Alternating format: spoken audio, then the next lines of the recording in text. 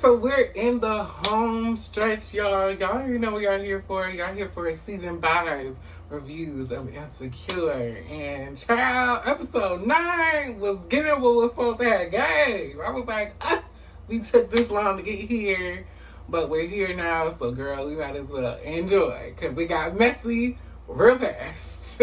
And you know, Chad was in this episode, so it always is a messy time when Chad gets into the episode. And you know, Tiffany and Derrick's parties are never simple. So girl, let's get into some things. So without further ado, girl, let's get into the review, girl.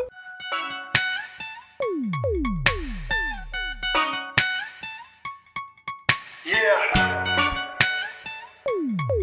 So we started the episode where Issa and Nathan are looking at apartments together. Now, once again, I'm not for this decision. I'm all for Team Nathan. Y'all know I am. But I am not for this decision. I think it's too early, and is she not ready? Issa not ready. I don't like it. But here we are, looking at apartments. You know, they're making plans, you know, talking about, you know, the future and all that cute little shit. And then apparently they go to make an offer on it, and the realtor's like, oh yeah, like it already somebody already rented it. It was like, girl, you're wasting time. Like, why are we here? Fast forwarding, Molly is at work. She's talking to her coworkers, and Taurean comes up, says he just had a meeting with the partners, and he's acting like, kind of like he don't want to say something, like he not, you know, trying to, you know, put it on the spot. And so Molly's like, well, what was the conversation about? And apparently the partners offered Taurean a position with the partners, and it's like, like, this is amazing. And Molly seems genuinely happy for him, of course.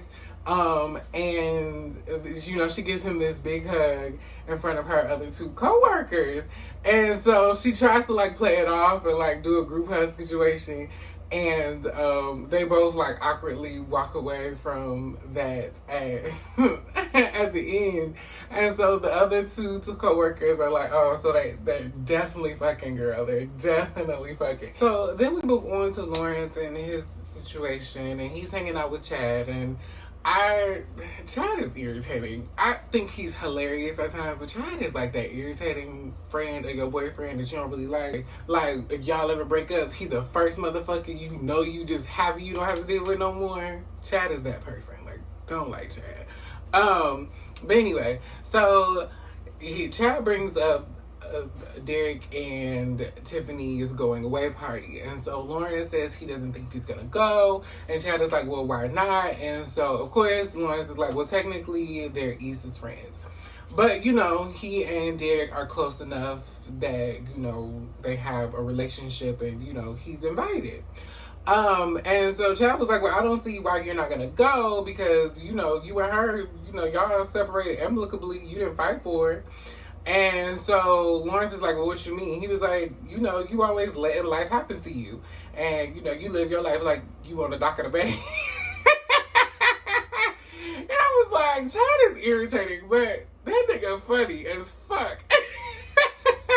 And so, which is true. Lawrence be letting life happen to him. Just like he let, you know, 3 of a 5-year relationship go by and didn't get a job. You know, waiting on, you know, things to, you know, happen, you know, letting, you know, Issa go and come back and go and come. Chad was right. He be letting life happen to him like he live on a fucking dock of the bay. But anyway, we're not going to get into that right now. I have a tangent for later. But anyway, so you know, apparently, you know, this is the battery that is put in Lawrence's bag to decide to go to the going away party. Now, this episode was a lot of batteries in people's backs that I just didn't like and I wasn't feeling. And this was one of them, because I felt like, if y'all know how Chad is, he be just doing, saying, and living his life like he really just wants to, in this crazy world of his. Why do y'all allow this crazy man to put a battery in your back? I just don't get it. I just don't understand. But nonetheless, here we are. So it is now the day of the party and everybody's showing up. And when I say everybody's showing up, nigga, everybody's here. Issa and Nathan, Lawrence and Condola, Molly and Taurean, Kelly, of course, Amal, Issa's brother, Amal is here. I love fucking Amal, y'all. Y'all understand the pettiness that he brings to every scene that he is in. Love that for Amal. It is like everything. I just love it. Of course, Derrick and Tiffany, and Dro shows up with somebody that is not his wife. But I'm loving it. I'm loving the dynamics. I'm loving this last, the episode before the end. And, we get to see all of the little people that we necessarily, wanted to see. Just, throw it in there and kind of end it or dead shit or whatever the case needs to be. And I'm here for the mess, baby. So, at the beginning of the party, Issa and Nathan reveal that they are moving in together, and everybody's excited. Tiffany and Kelly are really happy for Issa, and she's making this step in her new relationship, and she's moving on, and she just looks happy. I'm happy for Issa. And then of course, Molly and Taurean show up, and Issa's like, "Oh, look at the hands with the hands." Because they was holding hands and it was real cute. And so Taurean had brought edibles, but he realized there were kids there. And he was like, "Oh, I thought this was like a adult party. There are children here." So Molly decides, well, I'll take one with you and it'll just be a you and me thing. And so they take one, and immediately, not even 10 minutes later, they get their highest shit. And acting up. And it is just so funny to see them interact together.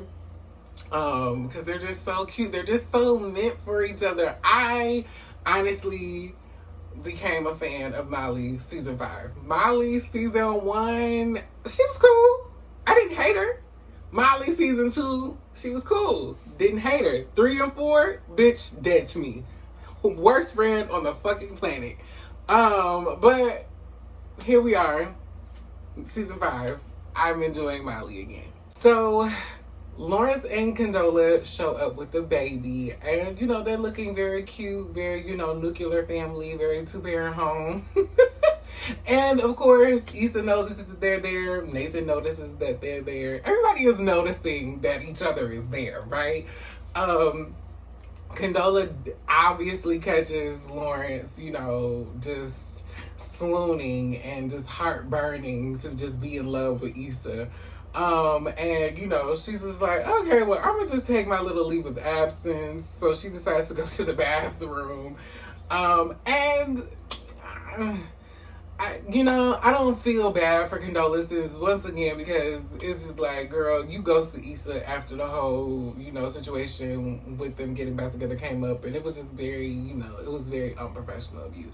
So we're never gonna let you live that down. I could have liked Condola if she would have handled the situation better, but she just didn't. And so, yeah, no. So moving forward, Nathan also notices that everybody is, here. And he, asks Issa about, Lawrence, and he's like, is that them? And he's like, yeah. She like, that's them over there. And she's very honest. She's like, yeah, he moved back here not too long ago. And he's like, well, did he move back for his kids? She's like, yeah, I assume so. I don't know. Issa has been very invested in her relationship with Nathan, that I feel like she's honestly hasn't really done too much digging in regards as to why Lawrence is back in LA. But I mean, the obvious, for the audience anyway, the obvious answer is that he came back because of the baby. So it is what it is. And so, you know, she kind of just leaves it at that. But obviously, this is bothering Nathan. And we get into this point when the girls break up from the guys and we have the separate group conversations. So Tiffany takes the girls into the house and the guys all start to congregate around the pool. Now, this is where things get interesting because originally this conversation was like, Derrick was like, I don't know how I'm going to, you know, deal with not being around the food in LA. Like, Colorado is not, how they going to have this sushi? And so then, of course, you know, this turns into a conversation about barbecue. And so, of course, Nathan being from Houston, he hates LA's barbecue. And so then Lawrence pipes up and is like, well, if you ain't never really been, you're not really from here, you ain't never really been to the places around here, this, that, and the third. And this turns into a conversation, honestly, about Issa. It's like, oh, well, you know, if it wasn't that good, obviously, you know, it wasn't that good to keep you there or whatever the case may be, because obviously Issa decided to not stay with Nathan and go back to Lawrence. And then, you know, it was a pissing contest at that point, and I was just irritated. Once again, Lawrence allowed Chad to put this battery in his fucking back, and that's why we're here. And then, of course, Amal comes in with the motherfucking tea, bitch. Because he's like, oh, well, you know, what are y'all doing? You know, what are you and Issa doing, such and such? And so, Nathan's like, oh, yeah, we not really doing, we're still looking for places. Of course, this hits motherfucking Lawrence like a motherfucking ton of bricks, bitch. And Amal takes a sip of his drink like, oh, I've done what I came to do. I was like, bitch, only the gay brother can come in and save the motherfucking day. On the other hand, the girls are in the kitchen having a conversation. Tiffany's trying to convince the girls that she's happy about this move, and she's using random facts about Colorado, talking about it's 300 days of sunlight and all types of other random bullshit to say about Colorado to just put her in a positive spirit. And she also lets them know that she's going to be coming back to California for Molly's birthday. And Issa comes up with the idea that they should at least, at any point or at any given point, at least see each other for each other's birthdays. Just because Tiffany's moving away doesn't mean that they can't plan to see one another. Because, you know, they're girls. They gotta see one another. And then Molly goes on a high-ass tangent talking about who knows, somebody might get taller or somebody might get smaller or both. And then she starts cracking herself up, starts laughing hysterically. Kelly slaps the shit out of her, talking about, well, what the fuck is wrong with you? And apparently then she, you know, lets everybody know that she's high. And Kelly's like, girl, if you're gonna get high, at least, you know, let us know that you're high. It was so funny. It was hilarious. It was a very, you know, hilarious moment. And then Condolences walks in the room and everybody gets like quiet and everybody's like, hey girl, how you doing? It was very awkward the way they all said hi to each other. Condolences was getting milk for her child, and Kelly, Molly, and Tiffany walk off, and Issa stays at the table and talks to Condola. And Issa, you know, she offers, you know, compliments about the baby and how they look like they're doing a really good job, but, you know, she asks for her validation. And, you know, Condola, you know, congratulates Issa on her art walk and all of that. And apparently they have a mutual work person. And so I guess it was just like her attempt to clear the air. She ends up telling Lawrence that she spoke to Issa and she didn't like having the weird space. It was like, girl, you are the weird space. Like, you're the reason there is so much issues. You handled the initial breakup and finding out that, you know, me and Lawrence were back together, or you were dating, we dated the same person at any point in time. Like, you handled that badly. So you are literally the awkward space here. You ghosted Issa for weeks before her very first inaugural event with the block. Like, you're the problem. And at that point, she decides that Elijah is tired and ready to go, and she pieces out. Then we have Molly's confrontation with Dro, and they kind of, you know, clear the air, you know, because Dro and Molly literally were friends before they had their little sexual relationship. And basically, you know, there's no bad blood there. Dro wanted to have a conversation with her about the divorce between he and Candace. And Molly was like, so do you want to talk about it? Like, is that because apparently that's why he called her a month ago when they were having their girls' night. And it was like, okay, you here. So that's great. It's good to see you. Moving forward. Like, okay. And yeah, it was like, okay, so what else do we need to talk about? There's honestly nothing else we need to talk about because you're here with another woman, so now you're dating, so we don't need to actually have a conversation. And so then, you know, Molly introduces Dro to Taurean, and Molly, in being high but also being in this new emotional state, just lets Taurean know about her relationship with Dro. Like, yeah, we used to fuck. That's my friend. Ain't nothing there no more. He was in an open marriage. We end up dating, having a lot of sex. It got messy. And we parted ways, and now we're cool. And Taurean's like, okay, we all got a pass. I used to sell Adderall to my senior class. Which is not equivalent, but it's still interesting. Like, we still want that story.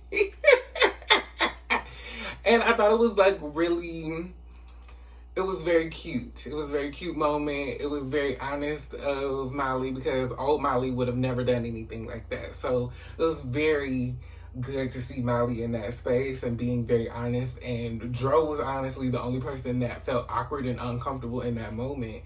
Probably mostly because Taurean and Molly were also high, but also because there's a lot of honesty happening here, and I don't think he was really sure as what to make of it. So he just said, oh, well, you know what? I'm gonna go back to my date. And, you know, that's where it was. And then, of course, we get into more of Taurean and Molly being high together. They're scrounging for the hors d'oeuvres and looking for the cheese balls, the macaroni balls. And basically, you know, they're just being high and happy together, which is really fucking cute. And then they get to this point where they find themselves in the pantry because they're about to get spotted by one of the waiters next to the hors d'oeuvres. And they're in the pantry, and Molly basically just tells Taurean that she is very scared because this relationship with him feels easy, and she's liking being around him, and every time that she likes being around someone, it turns bad, and they leave, and she's scared that he's gonna leave. And Taurean reassures her that, well, originally I hated you, girl, so now that I like you, I'm not going nowhere. I'm here. I'm sticking around. And apparently this, is a very sexy moment to Molly, and they have to do it in the pantry, girl. I was like, okay, pantry sex. Yes, we love that. We love that for you. Get your little pantry dick. Love that. And of course, we get to the best part of that fucking episode. When Lawrence has his Dwayne Wayne moment, baby, please, will you marry me? So Issa is throwing away garbage, and then she comes around the corner, and there's Lawrence. And Lawrence basically confronts her with all of his feelings, talking about, are you happy? Do you want to be here? Yes or no? Like all of these things, the barrage of questions.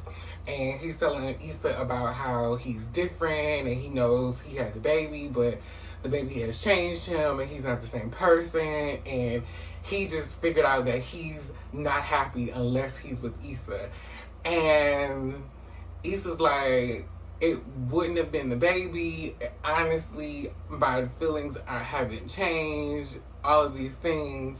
And of course, this interaction is taking place, and of course Nathan is in the background, and he asks, what's going on here? Or what's all of this? And it's the dun-dun-dun moment, and Lawrence is like, oh, we just having a conversation, bruh. And it was like, what? It's like, whoa. Well, once again, we're putting batteries in each other's backs, because Arik came to pick up the key for the barbershop because he left it, and when Nathan was feeling away, about the conversation that Lawrence and he had, and then, just feeling away, Art put this battery in his back. Oh, we can go fuck her shit up now. Like, it ain't no thing. We can give him a fade, all the barber puns for fighting.